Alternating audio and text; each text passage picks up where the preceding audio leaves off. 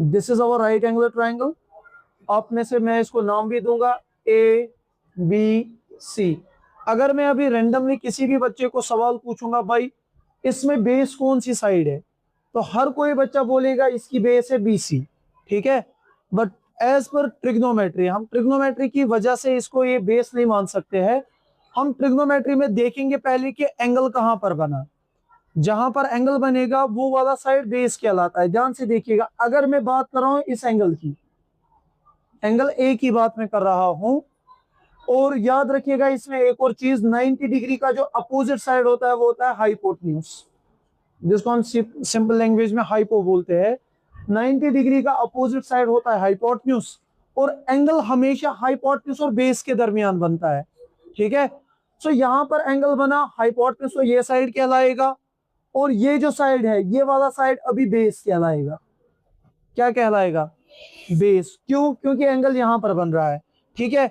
So base का जो opposite side होता है, एंगल का जो अपोजिट साइड होता है उसको हम कहते हैं perpendicular in case of trigonometry. Trigonometry में एक चीज हम पढ़ते हैं, एंगल हमेशा हाइपोटेन्यूज और बेस के दरमियान बनता है, एंगल का जो अपोजिट साइड होता है वो होता है परपेंडिकुलर, ठीक है।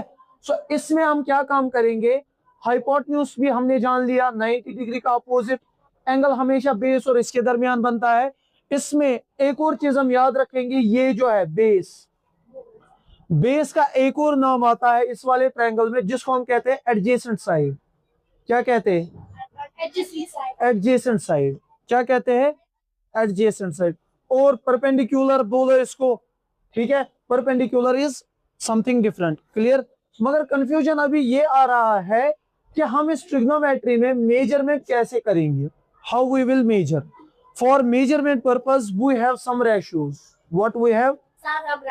We have some ratios. हमें कुछ रेशियोज है, ध्यान से देखिएगा, रेशियोज को हम समझेंगे।